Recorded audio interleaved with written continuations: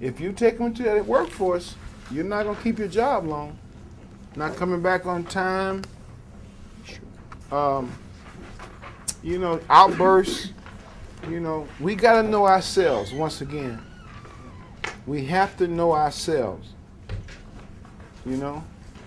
So remember when we first started, I said, I'm not going to ask anything of anyone in here that an employer won't ask. And all I've asked you is be on time, be appropriate, participate, come back from breaks on time. Because employers expect that. Listen, employers assume that if you go through the process, apply for a job, interview, get offered a job, they assume you're going to be on time. That's not something they even consider. They assume you're going to be on time. They assume you're going to come to work with a healthy attitude. They assume that you're not going to come to work under the influence of alcohol and drugs. They assume you're not going to fight your supervisor because he or she asked you to do something.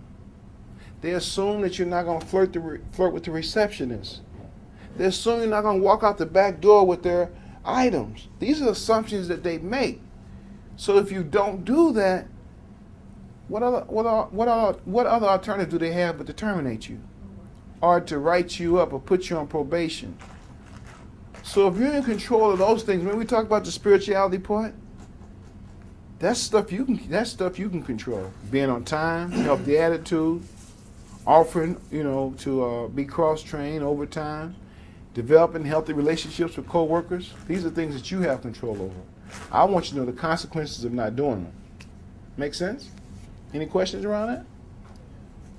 Man, you guys, I must be doing something. Excuse me? Yeah, them was the consequences. Not showing up on time, you won't have a job. That's the time, exactly.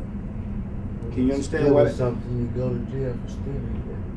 It's common sense. Is it common sense? Yeah, that's common sense. You know what I've had employees tell me, Mr. Like, Campbell? like when people be filling out applications for labor ready.